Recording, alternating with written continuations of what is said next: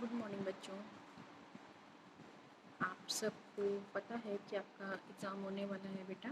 तो आज हम कुछ चीज़ें अपनी रिवीज़न करेंगे। हालांकि मैंने पहले भी आपको बता दिया था कि हमारा थ्योरी पोर्शन हमारे पोर्शन में नहीं है, ठीक है। केवल आलेखन और मेमोरी ड्राइंग है।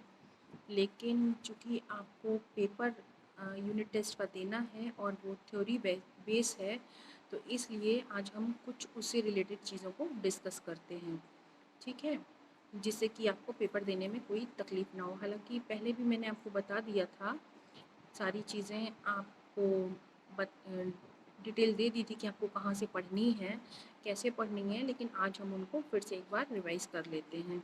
आपको पता ही है बेटा कि ईश्वर ने हमारी धरती को, प्रकृति को इतना खूबसूरत बनाया है कि हम किसी भी एंगल से उसको देखें वो हमेशा हमें सुंदर दिखती है, क्योंकि वो सच में सुंदर है। अनेक रूप उसमें ईश्वर ने बनाए हैं, तरह तरह की आकृतियाँ बनाई हैं, पर्वत, पठार, मैदान, नदियाँ, टीले, बहुत सारी चीज़ें हैं, झरने हैं, जिनको देख कर के सच में मन बहुत प्रसन्न हो जाता है और इन सब चीज़ों को मन करता है कि हम देखते ही रहें, ठीक है।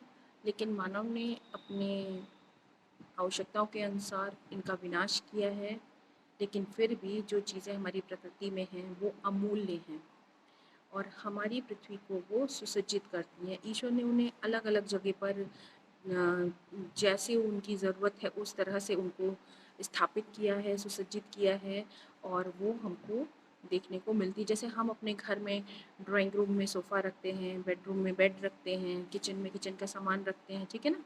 तो जो चीज़ की हमको जहाँ आवश्यकता होती है या हमको लगता है कि इस चीज़ को यहाँ रखने से हमारे घर की सुंदरता बढ़ जाएगी, इसी तरीके से ईश्वर ने जो अपने द्वारा निर्मित की हुई अनेक सुंदर आकृतियाँ हैं उनको इस तरीके से सुसज्जित किया है धरती पर कि वो उसका अलंकरण करती हैं। अलंकरण मतलब उसकी सुंदरता को बढ़ाती हैं। जैसे जब हम गहने पहन लेते हैं, आपकी मम्मी गहने पहन लेती हैं, तो वो उनका अलंकरण हो जाता है, ठीक है। और वो सभी चीज़ें मनुष्य के लिए क्या हैं, बहुत ही उपयोगी हैं और उसके सभी अंग यानी प्रकृति के सभी अंग हमारे लिए असीमित प्रेरणा के स्रोत हैं। यानी हमें किसी भी चीज़ को हम देखें तो हमें उनसे असीमित प्रेरणा प्राप्त होती है, ठीक है। और उनको देख करके हम अपने लिए नई चीज़ों का निर्माण कर सकते हैं, उनसे हम प्रेरणा लेते हैं, वो हमारे लिए स्रोत हैं।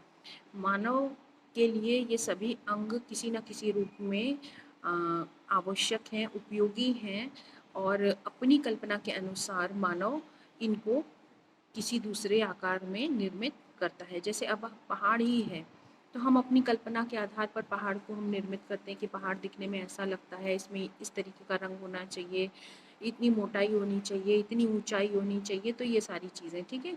इसी तरीके से जो हमारे आलेखन हैं, ठीक है, उनका भी अलग अलग उपयोग है और उनकी भी हमारे जीवन में महत्ता है, क्योंकि उनके द्वारा हम अपनी सभी चीज़ों को सुंदर बना सकते हैं, सुसज्जित कर सकते हैं, आकर्षक दिखा सकते हैं और बहुत आकर्षित बना सकते हैं, ठीक है।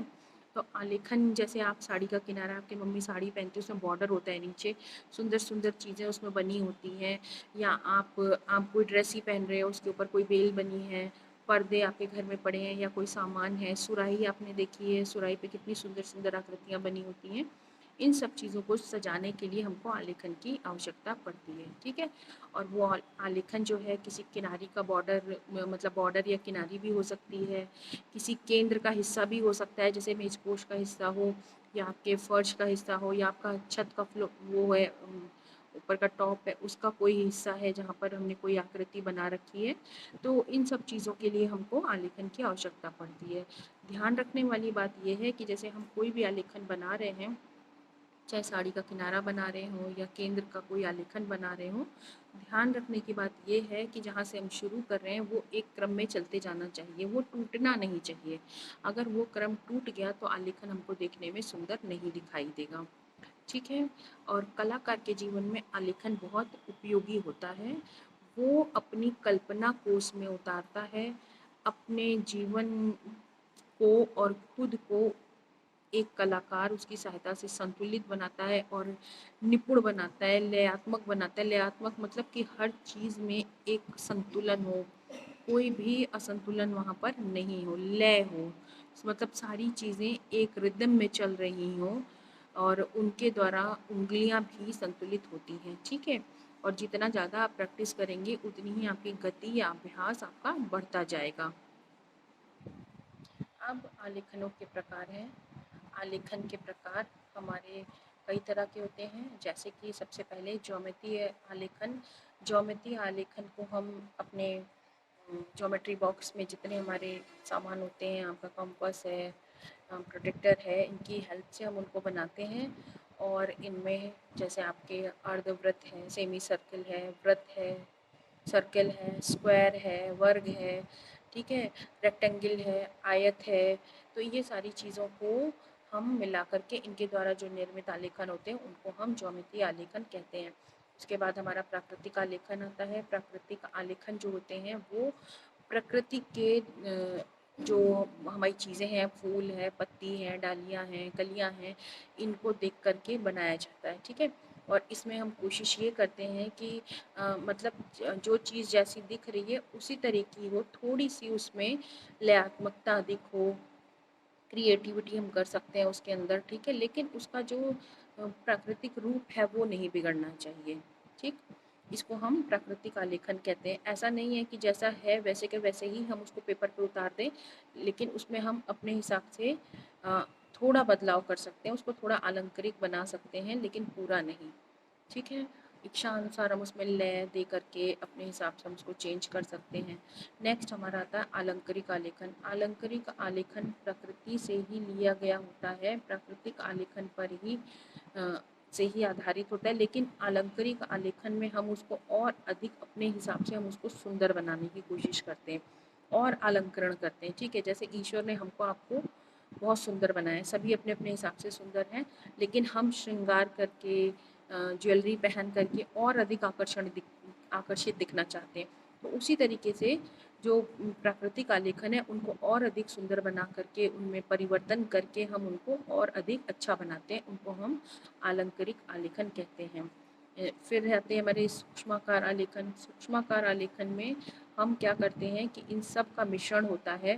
ज्योमेट्री आलेखन का कुछ हिस्सा होता है, कुछ आलंकारिक आलेखन का होता है, कुछ प्राकृतिक आलेखन का होता है, तो इन सबको मिला करके हमारा क्या बनता है, सूक्ष्माकार आलेखन बनता है। अब इकाई, एक इकाई का मतलब होता है कि आपने डिज़ाइन यहाँ से शुरू करी, मिलाते मिलाते आप उसको पूरा यहाँ तक वापस लेकर के आए, ठीक है, ये एक इकाई होता है। अगर हम अपनी डिज़ाइन को दो पार्ट में बनाएं, यानी आधा हमने बना लिया, फिर आधा उसको देख करके हमने दूसरे तरफ का बनाया। मान लीजिए आप वृत्त बना रहे हैं, तो वृत्त को आपने 20 से आधा किया, आधे हिस्से में आपने डिज़ाइन बनाई और सेम टू सेम आधा दूसरे में बनाया, तो वो 2 इकाई आलेखन होता है, ठीक है बेटा। इसी को जब हम 3 भाग में या 4 भाग में बांट करके बनाते हैं, यानी हमने 4 भाग किए, एक भाग हमने बनाया, उसको देख के हमने 4 भाग में बनाया, तो वो 4 इकाई आलेखन या 3 इकाई आलेखन कहलाता है, ठीक। लेकिन ऑलमोस्ट आपके सिलेबस में 1 इकाई और 2 इकाई आलेखन ही है, तो ये हो गए इकाई की पुनरावृत्ति। जब हम एक आलेखन बनाते हैं तो उसमें कोई पुनरावृत्ति नहीं होती है, 2 बनाएंगे तो उसमें पुनरावृत्ति होगी, 3 बनाएंगे तो उसमें होगी, 4 बनाएंगे तो उसमें भी होगी, ठीक है। ये इकाई की पुनरावृत्ति कहलाता है। अब हम रंगों की बात करते हैं बेटा। हमारे प्राथमिक और द्वितीयक रंग दो तरह के रंग होते हैं, ठीक है, उत्पत्ति के आधार पर। उत्पत्ति के आधार पर दो तरह के रंग होते हैं, एक प्राथमिक और एक द्वितीयक। जो प्राथमिक रंग होते हैं उनमें लाल, पीला और नीला, ये 3 रंग हमारे प्राथमिक रंग कहे जाते हैं। इन 3 रंगों को, लाल, पीला और नीला रंगों को हम प्राथमिक रंग कहते हैं। फिर द्वितीयक रंग वो होते हैं, प्राथमिक रंग सबसे एक बात, प्राथमिक रंग वो रंग होते हैं जिनमें कोई भी रंग मिला हुआ नहीं होता है, ठीक है। सबसे पहले रंग वही होते हैं जिनके अंदर कुछ भी मिला हुआ नहीं होता है, वो अपने नेचुरल होते हैं, प्रकृति से बने होते हैं, इसलिए उनको प्राकृतिक रंग कहते हैं। फिर द्वितीयक रंग वो होते हैं जो प्राथमिक रंगों को मिला करके बनते हैं। द्वितीयक रंग वो रंग होते हैं जो प्राथमिक रंगों को मिला करके बनते हैं, जैसे अभी हमने बताया लाल, पीला और नीला। अब लाल और पीला को आप मिलाइएगा तो नारंगी रंग बन जाएगा, ठीक है। पीला और नीला मिलाइएगा तो हरा रंग बन जाएगा, ठीक। नीला और लाल रंग मिलाइएगा तो बैंगनी रंग बन जाएगा। तो 3 और रंग बने। तो जो प्राथमिक रंग है हमारे उनको आपस में मिला करके हम 3 और नए रंग तैयार करते हैं, तो हमारे पास कुल 6 रंग हो जाते हैं। ये 6 रंग हमारे द्वितीयक रंग कहलाते हैं, ठीक है, या इनको हम गौण रंग भी कहते हैं। प्राथमिक रंग हमारे 3 होते हैं और द्वितीयक रंग हमारे 6 होते हैं। लाल, पीला और नीला प्राथमिक रंग है, इनको मिला करके हमको नारंगी, हरा और बैंगनी मिलता है, वो हमारे द्वितीयक रंग है, ठीक है। अब एक ओस्टवाल थे, उन्होंने एक चक्र बनाया था जिसमें उन्होंने 8 रंग रखे थे। कितने रंग रखे थे उन्होंने? 8 रंग रखे थे। जो ओस्टवाल थे उन्होंने कहा कि जो हमारा हरा रंग है वो भी हमारा प्राकृतिक रंग ही है, ठीक है। तो अभी वर्तमान में हम 4 प्राकृतिक रंग मानते हैं। उत्पत्ति के आधार पर अगर पूछा जाएगा तो 3 ही आप बताएंगे, ठीक है, लेकिन अगर ओस्टवाल के हिसाब से पूछा जाएगा तो हम 4 रंग बताएंगे, लाल, नीला, पीला और हरा रंग, ठीक है। कौन कौन से बताएंगे? लाल, नीला, पीला और हरा रंग। प्राथमिक रंग हमारे 4 रंग हो गए और उनमें मिलाने पर, उनको आपस में मिलाने पर हमको 4 और रंग प्राप्त होंगे जिनको हम गौण रंग कहते हैं, ठीक है। तो कुल मिलाकर हमको 8 रंग मिलेंगे जिनमें हमारा लाल, नारंगी, पीला, हल्का हरा, हरा, समुद्री हरा, नीला और बैंगनी रंग है, ठीक है। अब इन 8 रंगों में 4 रंग एक दूसरे के विरोधी रंग हैं, ठीक है, एक दूसरे के अपोजिट कलर हैं या विरोधी रंग हैं, जैसे लाल का हरा, पीले का नीला, ये आपको ध्यान रखना है, पीले का नीला, नारंगी का समुद्री हरा और बैंगनी का हल्का हरा रंग है, ठीक है। इसके अलावा हमारे पास 2 रंग और हैं, काला और सफ़ेद, जिनको हम उदासीन रंग या तटस्थ रंग भी कहते हैं, ठीक है। 2 रंग और हैं हमारे पास, काला और सफ़ेद, उदासीन रंग और तटस्थ रंग। अब जब हम अगर किसी रंग में सफ़ेद रंग को मिलाते हैं तो उसका हल्का रंग तैयार होता है, ठीक है। वाइट कलर हम किसी में मिलाते हैं तो वो शेड हल्का होता है, उसको हम टिंट कहते हैं। इसी तरीके से जब हम काला रंग किसी रंग में मिलाते हैं तो 1 शेड, 2 शेड, 3 शेड, जिस हिसाब से हम ब्लैक कलर मिलाएंगे वो उससे गाढ़ा होता चला जाएगा, गहरे रंगत में आता जाएगा, उसको हम शेड कहते हैं, ठीक है। क्लियर हो गई बात?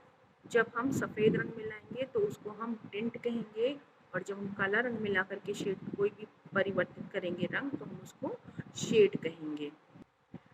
और जब हम किसी भी रंग में, प्राथमिक रंग में, जब हम काला और सफ़ेद दोनों मिलाएंगे और दोनों मिला करके कहीं हल्का कहीं गहरा करेंगे तो हम उसको टोन कहेंगे, ठीक है बच्चों। ये 3 बातें याद रखिएगा।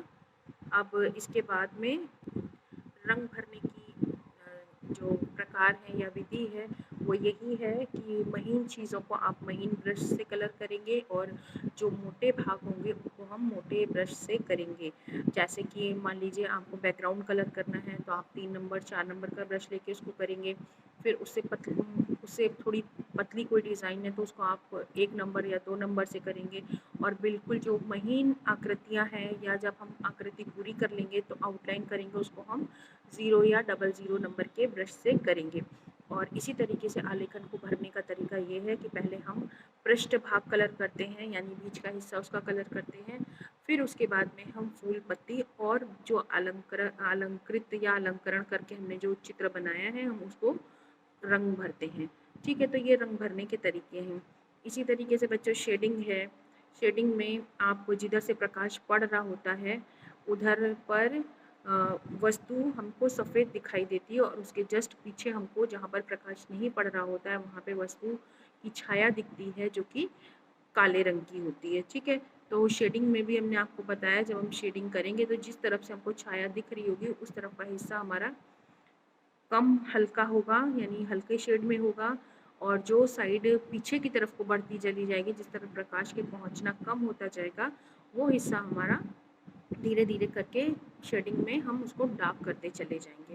अब शेडिंग के लिए हमने आपको बताया था कि आप नॉर्मल डिज़ाइन बनाने के लिए HB पेंसिल का यूज़ करेंगे और शेड करने के लिए पेंसिल को 6B, 8B या 4B का इस्तेमाल करेंगे, ठीक है। 2B पेंसिल का प्रयोग हम ट्रेसिंग करने के लिए करते हैं। तो इस तरीके से हम अपने जो है शेडिंग के पार्ट को कंप्लीट करते हैं। तो बच्चों ध्यान रखिएगा, आप अपनी जो भी चीज़ें करेंगे उसके लिए आपको इन पेंसिलों की आवश्यकता होगी। शेडिंग पेंसिल को हम स्पेशली शेडिंग करने के लिए ही प्रयोग करते हैं और हमारे प्रकाश का जो स्रोत है यानी जो हमारे रंग हैं उनका जो स्रोत है वो हमारा सूर्य से प्राप्त होने वाला प्रकाश है। हमको रंग उसी में दिखते हैं। आपने साइंस में पढ़ा होगा, अगर आपने प्रैक्टिकल किया हो तो आपने प्रिज्म की सहायता से उन रंगों को प्रिज्म में देखा भी होगा। ठीक है, तो ये हमारा रिवीजन था बेटा, इसको आप अच्छी तरीके से समझ लीजिएगा और मैं उम्मीद करती हूँ कि अब इसके बाद में आपको पेपर देने में कोई भी परेशानी नहीं होगी। ऑल द बेस्ट बच्चों, थैंक यू।